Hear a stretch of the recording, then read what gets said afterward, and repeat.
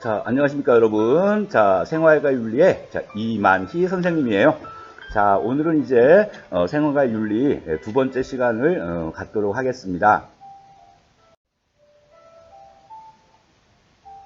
자, 완벽한 개념 이해와 철저한 개념 적용, 그리고 무한 피드백을 통해서 여러분들의 성적을 향상시켜 드리도록 하겠습니다. 자, 오늘 공부해야 할 내용은요, 이제 두 번째 강좌인데, 제2 주제로 현대 윤리 문제에 대한 접근이다라고 하는, 이것을 다뤄보도록 하겠습니다. 이쪽 부분에서 주로 이제 우리가 공부해야 할 것은 여러 가지 다양한 동서양의 바로 윤리 사상에 대해서 공부를 하는 거예요.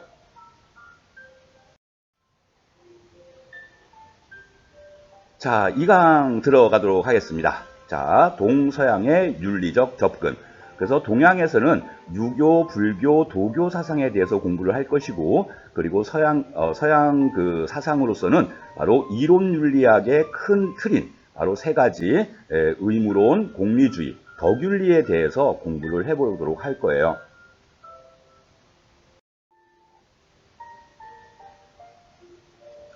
자, 먼저 동양 윤리 사상의 윤리적 관점, 바로 이제 유교, 불교, 도교에 대해서 알아보는 시간을 갖도록 할 텐데요. 기본적으로 유교나 불교나 도교는 바로 어떠한 그 인간관을 제시하고 있냐면, 유교는 윤리적 인간관을 제시하고 있습니다. 이 얘기는 바로 뭐냐면, 유교에서는 인과 의, 인과 예와 같은 윤리 도덕적 측면을 강조하죠. 인간은 하늘로부터 윤리적 본성을 부여받았기 때문에 그 윤리적 행위를 하는 것이 본성에 부합하는 것으로 그것이 바람직한 인간의 도리다라고 얘기하기 때문에 유교를 우리는 윤리적 인간관을 제시한다 이렇게 얘기를 해요. 자, 그 다음에 이제 불교에서의 인간관은 인생론적 인간관 이렇게 얘기를 하게 되는데, 바로 생로병사, 바로 인간의 삶 자체가 고통의 연속이다. 생로병사라고 하는 네 가지 고통, 그거를 사고라고 얘기하죠. 고통 고자. 자, 그렇기 때문에 바로 인생은 그 무한한 고통의 루프에서 벗어날 수 없다. 자, 뭐 이러한 논리를 제시하는 것이 바로 불교예요. 그래서 불교의 인간관을 바로 우리는 인생론적 인간관 이렇게 이제 얘기를 하게 되는 거죠. 자, 그리고 이제 도교에 대한 인간관은 바로 무위자연의 인간관 이렇게 얘기를 합니다. 여러분들, 무위라고 하는 것의 반대 개념이 뭘까요? 무위의 반대 개념은 여기 무위가 있죠? 인위예요. 인위라고 하는 것은 바로 인간의 힘에 의하여 인간이 억지로 무언가를 만들었다라는 것이 인위라고 하는 것이거든요. 이 인위의 반대말은 결국 또한 무엇인가? 당연히 무위겠죠. 그러면 무위와 통하는 것은 어때요? 인간이 억지로 뭔가를 만들어낸 것이 아니라 있는 그대로의 모습인 것이죠. 그게 자연이에요. 즉 무위란 곧 자연이다라고 하는 것입니다. 그래서 바로 있는 그대로의 자연적 본성에 따라서 살아야 하는 그러한 존재라고 파악을 하고 있죠. 이것이 바로 도교의 인간관 이렇게 얘기를 할 수가 있습니다. 자, 그러면 이제 본격적으로 유불도 3교에 대해서 공부를 해볼게요. 자, 먼저 유교 사상에 대한 내용입니다. 자, 유교라고 하는 것은 일단 이제 공자는 바로 인간의 내면적인 도덕성을 뭐라고 봤죠? 인이라고 봤죠. 그리고 이 내면적인 도덕성인 인을 근거로 하여 바로 사회적 규범으로 확장을 시켰다라고 얘기를 하는데, 그 사회적 규범이 바로 예예요. 그래서 인과 예를 바탕으로 한 도덕적인 삶을 추구하는 그러한 관점이라고 할 수가 있죠. 결국 유교 사상의 핵심은 도덕적인 삶의 생활하다라고 얘기를 할 수 있습니다. 이거를 위해서는 바로 철저한 자기 반성, 자기 수양, 자기 성찰 이러한 것들이 이제 필요하겠죠. 결국 여러 가지 다양한 그 수양과 수기를 토대로 하여 바로 도덕적 완성을 이룬 그러한 사람을 가장 이상적인 인간, 바람직한 인간으로 제시하는데 바로 성인과 군자 이렇게 얘기를 합니다. 그래서 바로 가장 이상적인 인간상으로서는 성인 군자, 여기 성인이 있고 이제 군자가 있죠. 성인 군자를 강조하고 있다. 이렇게 보시면 어때요? 자, 밑에 보게 되면 이제 동양윤리 유교의 핵심이 나와 있는데 바로 하늘이 부여한 인간의 도덕적 본성을 확충시켜 도덕적 완성을 이루자, 이러한 이제 논리를 펼친다라는 얘기예요. 자, 계속해서 이어나가도록 하겠습니다. 자, 유교윤리의 두 번째, 이것을 이제 한눈으로 볼 수 있게끔 시각화를 했는데요. 여기서 여러분들이 유교 사상의 전체적인 맥락을 다 알아라 이러한 얘기까지는 아니고 어떠한 개념들이 나오게 되면 그 개념이 유교인지 도교인지 불교인지 그것을 구별할 정도만 되면 돼요.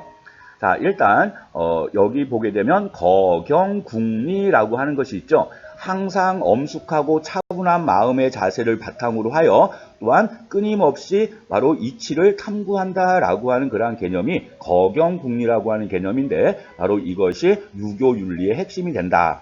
이렇게도 이제 알아두시고요. 그리고 유교에서 강조하는 것 중에 바로 일상생활에서 갖춰야 할 9가지의 올바른 자세, 이러한 것을 이제 구용이라고 해요. 그래서 항상 눈은 정면을 바라봐야 되고 걸음걸이는 가볍지 않아야 하며 옷 매무새는 항상 단정해야 되고 등등, 그렇게 일상생활에서의 9가지의 행동거지, 올바른 행동거지, 그거를 구용이라고 한다. 유교 용어다. 그 정도 알아두시면 돼요.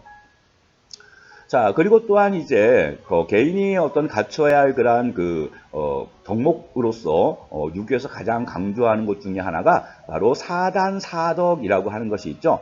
이 사단은 바로 이제 맹자가 만들어 놓은 개념으로서 불인지심이라고 얘기해요. 인간으로서 차마 참지 못하는 마음이다라는 것이거든요. 불쌍한 사람을 보게 되면 차마 어찌하지 못하고 참지 못하고 도와주고자 하는 마음.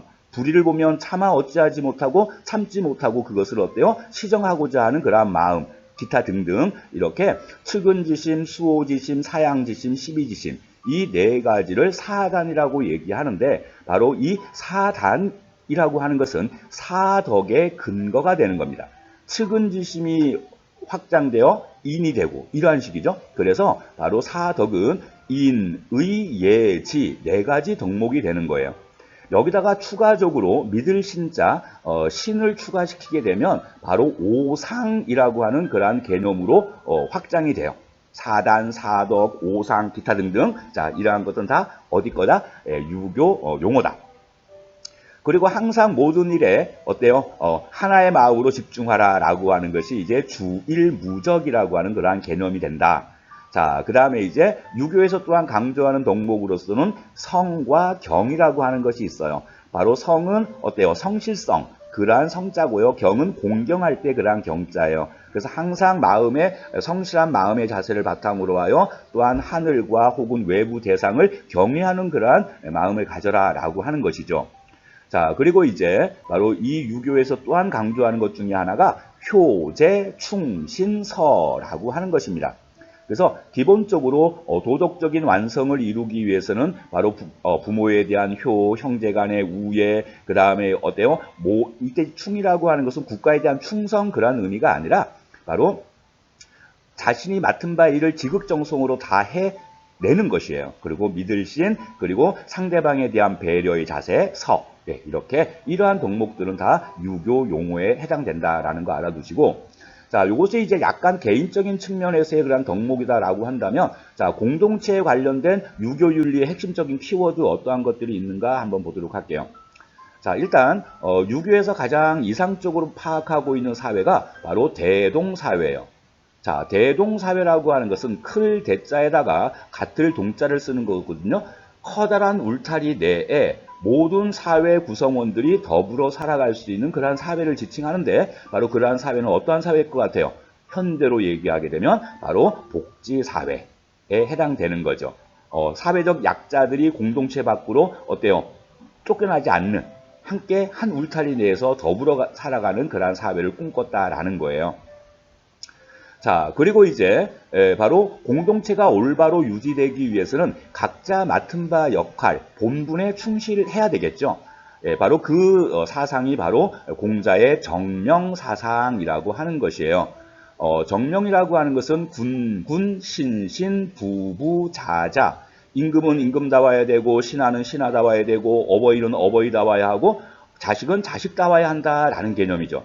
그러니까 자신의 맡은 바 본분을 충실히 각자 자신의 위치에서 충실히 수행할 때 건전한 사회가 된다 이렇게 얘기를 하는 거죠. 참고로 맹자는요 공자의 정명을 한 단계 업그레이드를 시킵니다. 그래서 혁명사상을 얘기하게 되는데요.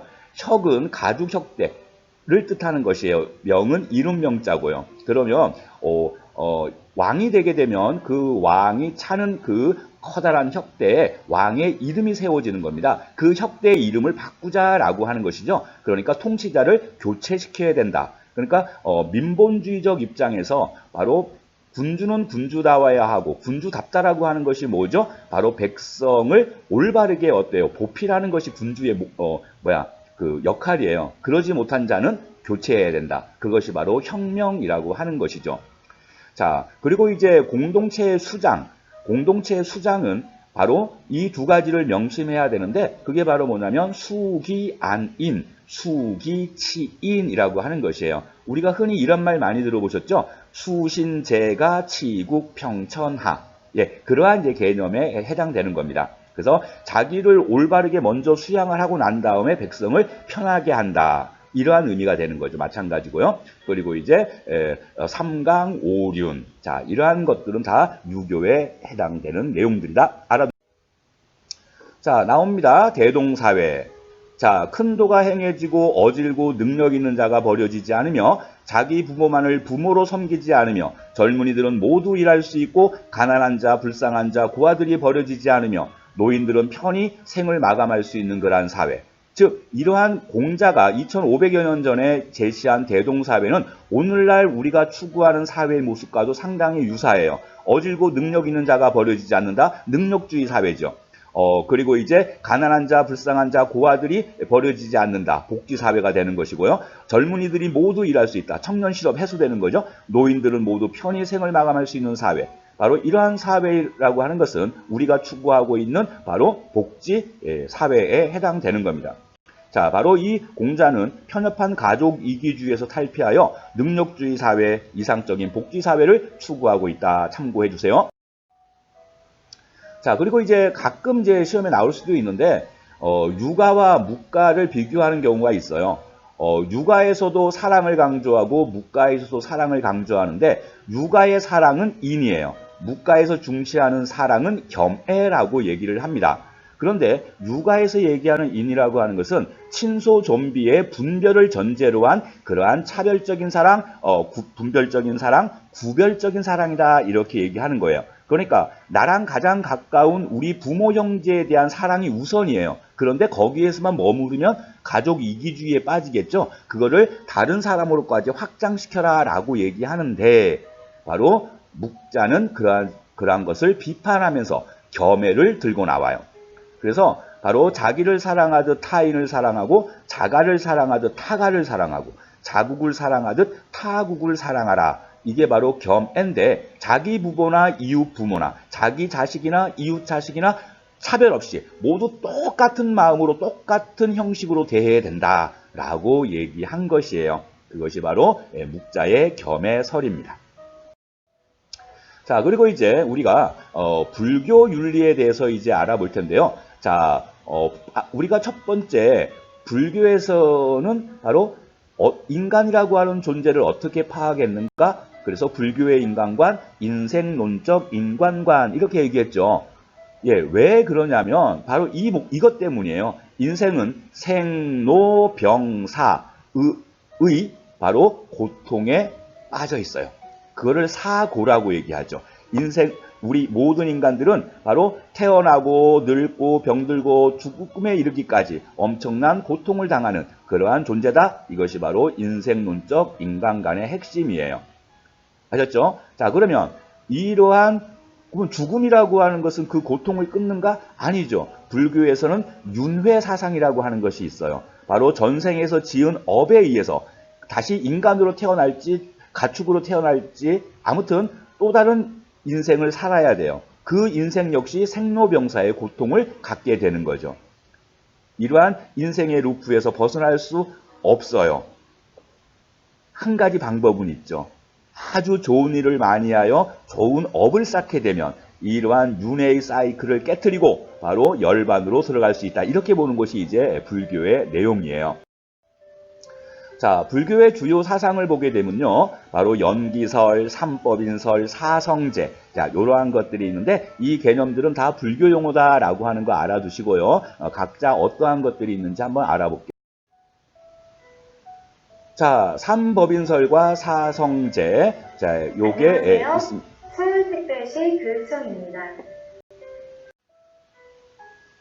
네, 제가 지금 녹음을 하고 있는 과정 속에서 학교 종이 울렸습니다.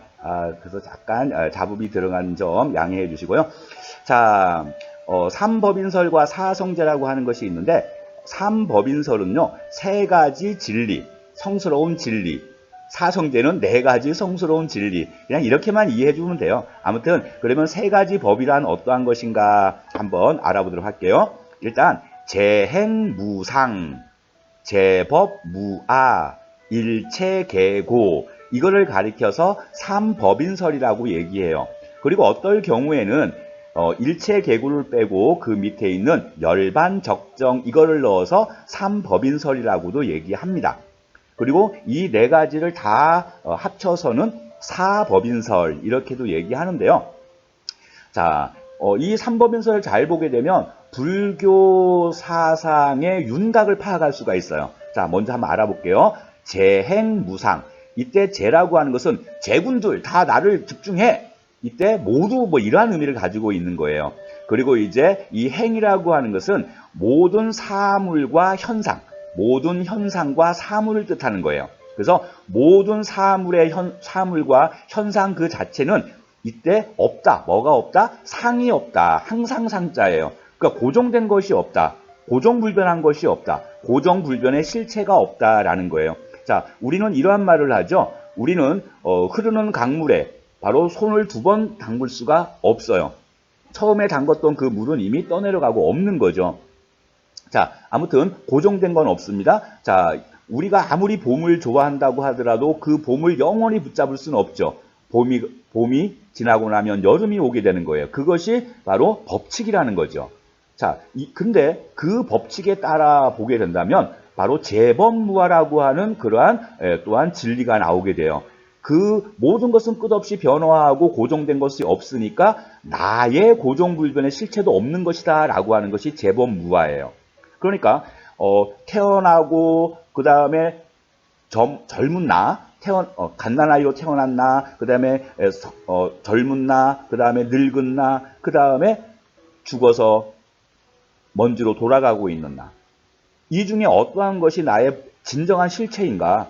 그러한 고정불변의 실체는 없다라고 하는 것이 재법무아예요. 그런데 고정불변의 실체가 없음에도 불구하고 우리는 항상 젊음과 아름다움과 이러한 어떠한 것들만을 집착하게 되고 그것을 추구한다라는 것이죠. 그러다 보니까 그것에 대한 상실에서 오는 고통은 엄청 큰 거예요. 그래서 모든 것은 고통이다. 이게 일체계고예요. 이러한 진리를 터득하여 바로 집착에서부터 벗어나게 된다면 바로 열반으로 갈 수 있다. 이걸 제시하는 것이 이제 결국은 삼법인설이라고 하는 거죠.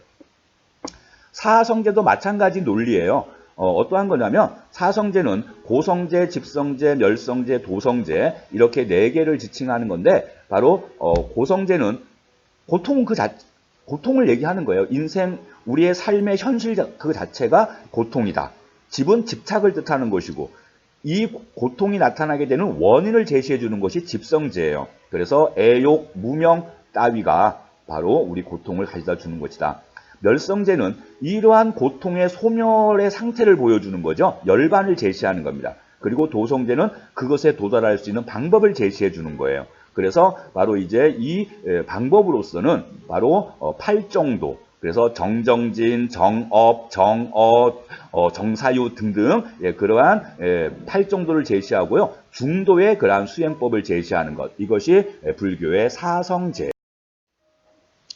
자, 그 다음에 이제 연기설이 있는데요. 연기다라고 하는 말은 인연생귀 그 네 글자의 준말이에요. 그래서 인이라고 하는 것은 원인을 얘기하는 것이고요. 연이라고 하는 것은 바로 조건을 얘기해요.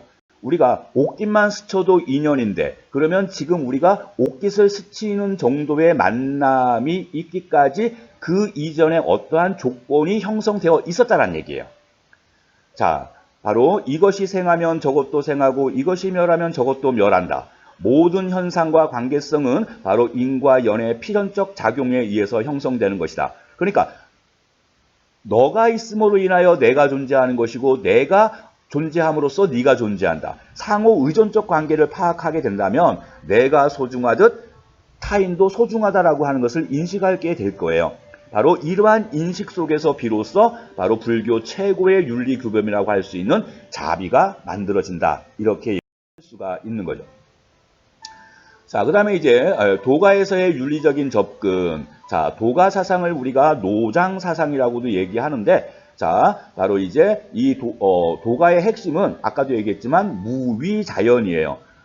억지로 부와 명예와 권력 이러한 따위를 취하려고 하지 말고 있는 그대로 순리대로 물 흐르듯 살아가라. 그것을 강조하는 것이 바로 도가입니다. 그래서 도가에 관련된 여러 가지 개념들이 있는데 무위자연 그리고 소국과민 바로 이것은 도가에서 내세우는 가장 이상적인 국가상이에요. 웰컴 투 동막골에 혹시 영화 보신 분들은 바로 그와 같은 자그마한 나라 그리고 사람들이 구성원들이 아주 적은 나라 그러한 소국 과민의 사회를 이상적인 사회로 꿈꾸었어요. 그리고 이제 노자는 가장 이상적인 삶의 모습으로서 바로 상선약수 여기에는 이제 안 써놨는데 상선약수를 강조합니다. 최상에서는 마치 물과 같다 이렇게 얘기하는데 그 물의 모습은 묵묵히 자신을 낮추는 겸허의 자세와 남과 다투지 않는 그러한 부쟁의 그러한 자세가 동시에 들어있다라는 거죠. 그거 이제 하나 알아두고요. 그리고 이제 장자는 여러 가지 이제 우화를 통해서 우리에게 많은 교훈을 주게 되는데 그 중에 가장 대표적인 우화가 학의 다리가 길다고 자르지 마라. 자, 길다 짧다, 크다 작다, 많다 적다, 아름답다 추하다 라고 하는 것은 상대적 관념에 불과할 뿐이다. 그러한 차별에서부터 벗어나서 모두가 다 동등함을 알아야 된다 이러한 주장을 하는 거거든요. 바로 그러한 주장의 핵심이 만물제동이라고 하는 것이에요. 만물제동. 이거를 두 자로 줄이면 제물사상이 되는 것입니다. 자, 이러한 제물의 경지에 도달하게 되면 바로 나와 남의 차별 또한 없어져요.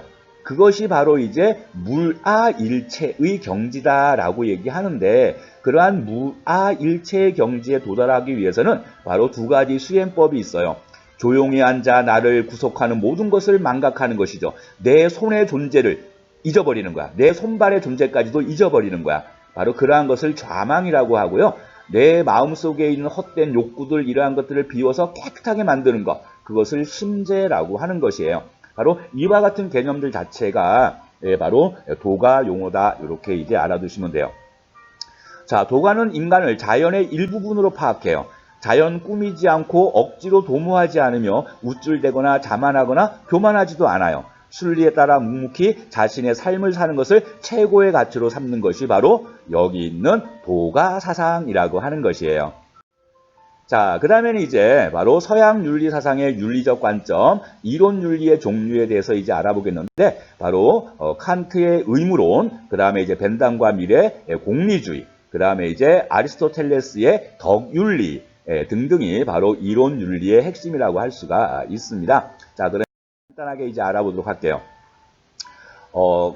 칸트 윤리의 명제 두 가지가 바로 지금 나와 있는 내 의지의 준칙이 언제나 동시에 보편타당한 입법의 원리가 되도록 행위하라.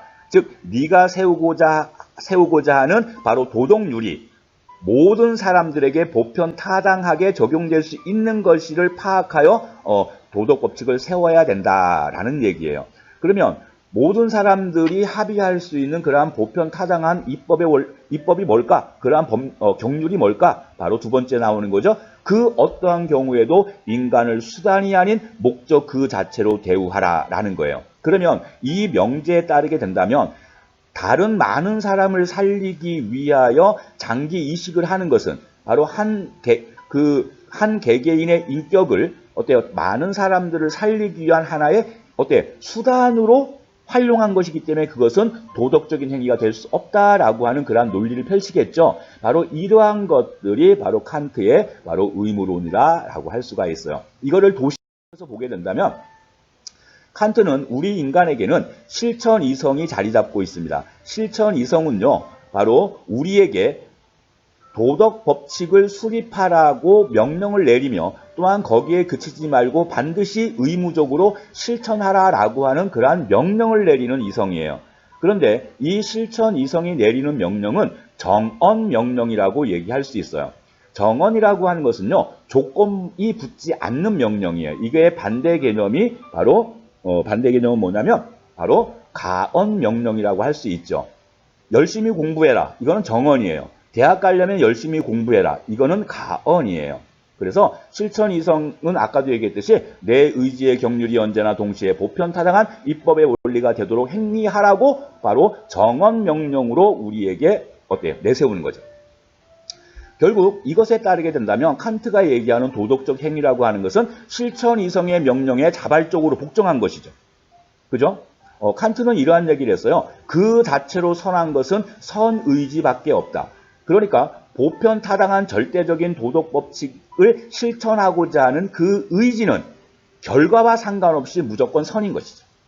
바로 이러한 주장을 펼치는 게 바로 칸트다. 자, 그리고 이제 공리주의와 덕윤리라고 하는 것이 있는데, 자, 공리주의를 대표하는 것이 바로 이제 벤담과 밀이죠. 공리주의라고 하는 것은 유틸러티리언리즘이라고 얘기하는데, 여러분들 유틸러티라고 하는 것은 유용성이죠. 그러니까 모든 행위의 평가의 기준은 유용성이라는 거예요. 그런데 그 유용성은 자기만에 대한 유용성이 아니라 바로 나뿐만 아니라 공동체 전체의 유용한 결과를 가져다 주는 것. 그게 기준이에요. 그래서 공리주의의 모토가 바로 뭐냐면 최대 다수의 최대 행복이라고 하는 것이죠. 자, 바로 공리주의는 어떠한 행위의 평가의 기준은 그 행위가 초래하는 쾌락의 양과 고통의 양을 취합하여 쾌락의 양이 더 크다라고 한다면 그것은 긍정적인 평가를 할 수 있다라고 얘기하는 거예요. 그래서 공리주의에는 행위 공리주의, 그 다음에 규칙 공리주의가 있는데 이 행위 공리주의라고 하는 것은 개개인의 행위가 초점이고요. 규칙이라고 하는 것은 사회 전체적인 그러한 어떠한 그러한 최대 다수의 최대 행복을 가져다 줄 수 있는 그러한 규칙을 찾고자 하는 것. 네, 그러한 정도로 알아두시면 돼요. 공리주의는 이제 결과론적 윤리설, 결과주의 윤리설 이렇게도 얘기합니다. 그 행위가 초래한 결과를 기준으로 하여 바로 평가를 한다라는 거죠. 그 행위의 정당성을.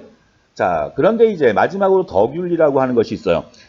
이 덕윤리는 기존의 의무론과 공리주의를 비판하면서 등장하게 되는데 인간의 내면적 도덕적 품성을 중시하는 윤리라고 할 수가 있겠죠. 자, 인간이 선한 도덕적 품성을 가지고 있는 경우에 한해서만 그 사람이 행위한 것을 윤리적이다 혹은 도덕적이다라고 할 수 있다라는 것이에요.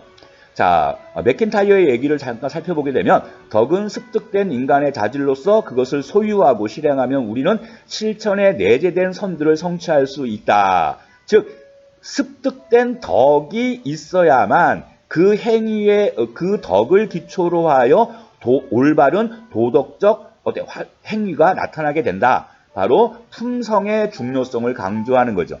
아리스토텔레스 역시 어때요? 바로 인간에게는 바로 품성의 덕, 바로 지성의 덕과 품성의 덕이 있는데 바로 이 품성의 덕이 쌓여야만 덕을 습관화하여 품성의 덕을 쌓아야만 그것이 올바른 윤리적인 행위로 연결되어진다라고 얘기를 하는 겁니다. 자, 이렇게 해서 이제 여러분들과 함께 바로 제2강 동양의 윤리사상과 서양의 윤리사상에 대해서 공부를 같이 해봤어요. 자, 감사하고요. 다음 시간에는 제3주제로 찾아뵙도록 하겠습니다. 감사합니다.